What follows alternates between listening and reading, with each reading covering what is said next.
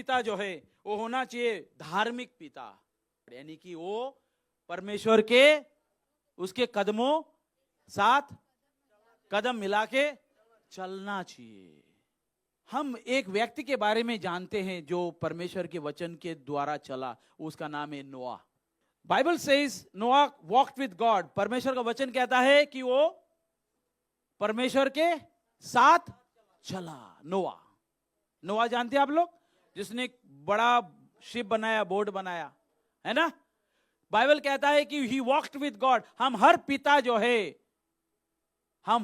जो है वो नोआ का एग्जांपल लेके चलना चाहिए। हाउ नोआ वॉक्ड विद गॉड, हम भी कोशिश करेंगे जैसा नोआ फेथफुल था, विश्वासी था परमेश्वर के साथ। आमीन। उधर लिखा है उस समय में भी करप्ट जनरेशन था। करप्ट जनरेशन का मतलब भ्रष्टाचार, उसके अंदर सब कुछ आ गया, खाली घूस ही नहीं, भूस भी आ गया उसके अंदर। उस समय में भी, कितना हजारों साल पहला, उस समय में भी करप्शन था। और आज भी करप्शन में कोई फर्क, वही करप्शन वही है जो परमेश्वर के खिलाफ जाता है, वो करप्शन है, वो भ्रष्टाचार है। और हमें परमेश्वर की जरूरत है।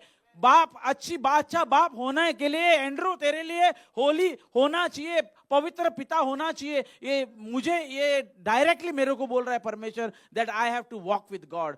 और करप्शन होने के बावजूद भी मुझे मजबूर करना चाहिए परमेश्वर का वचन, so that I can walk with God. आज का दुनिया में क्या करप्शन चल रहा है? घूस। उस टाइम पे भी होगा घूस, आज भी घूस है।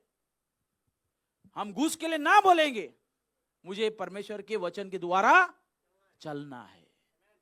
पर वचन कहता है कि नोआ ने आपने परमेश्वर का वचन को पालन किया और उनके परिवार को संभाला। और इतना नहीं, उसने बोट में पूरा परिवार को लेके आया, साल्वेशन दिया, सेव किया। नोआ को हिंदी में क्या बोलते हैं?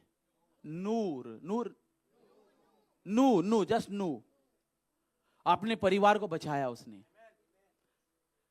आप भी परमेश्वर का वचन के साथ चलेगा तो आप भी आपके परिवार को बचाएगा। कैसा बचाएगा? सच्चा वचन देके।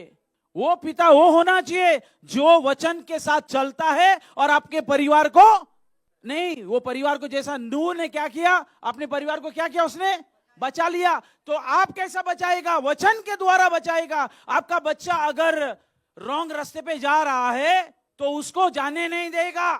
अगर आपका बच्चा मोबाइल मांग रहा है, कुछ और मांग रहा है जो उसका जीवन बिगाड़ रहा है, जो पिता पवित्र रहेगा वो ना बोलेगा। नोआ ने अपने परिवार को कैसा बचाया? बोट बना के, साल्वेशन दिया ना बोट बना के।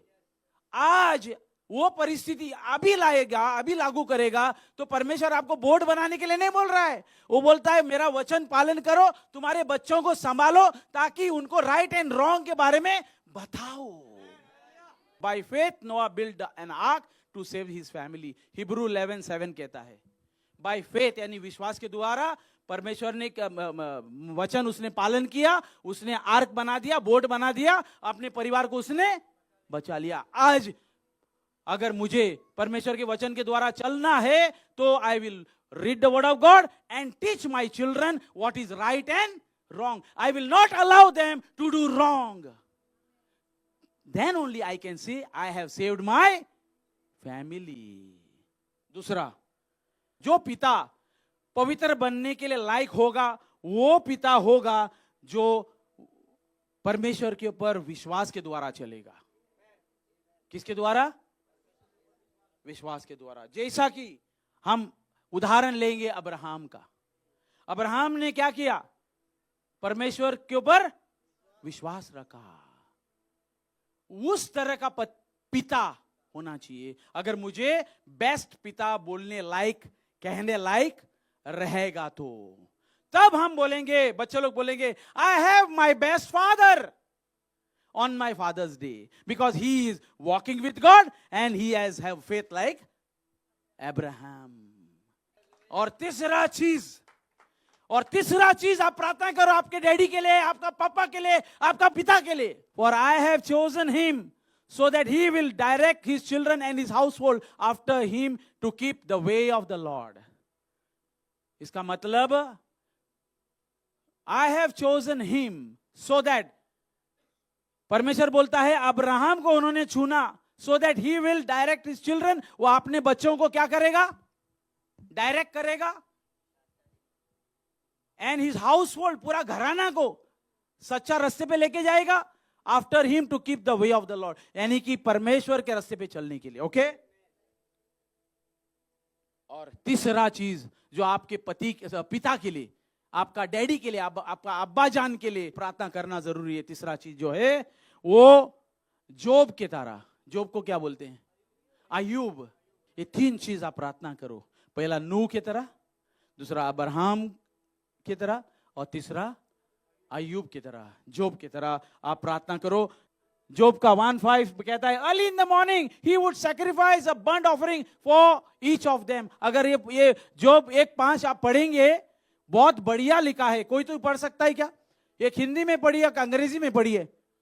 और जब जब जेवनार के दिन पूरे हो जाते तब तब आयूब उन्हें बुलवा कर पवित्र करता और बड़ी भोर उठकर उसकी गिनती के अनुसार होम बलि चढ़ाया करता था, क्योंकि आयूब सोचता था कि कदाचित मेरे लड़कों ने पाप करके परमेश्वर को छोड़ दिया है। इसी रीति आयूब सदैव किया करता था। आमीन। Job 1, verse 5. When a period of feasting had run its course, Job would make arrangements for them to be purified. Early in the morning, he would sacrifice a burnt offering of each of them, thinking, perhaps my children have sinned and cursed God in their heart. This was Job's regular custom. Perhaps my children have sinned and cursed God. This was whose प्रार्थना, किसका प्रार्थना था ये? जोब का। तो हमारा पिता होने के कारण, पिता होने के नाते, to be a father, I have to be a godly father who will pray like अय्यूब, प्रार्थना करेगा अय्यूब के जैसा।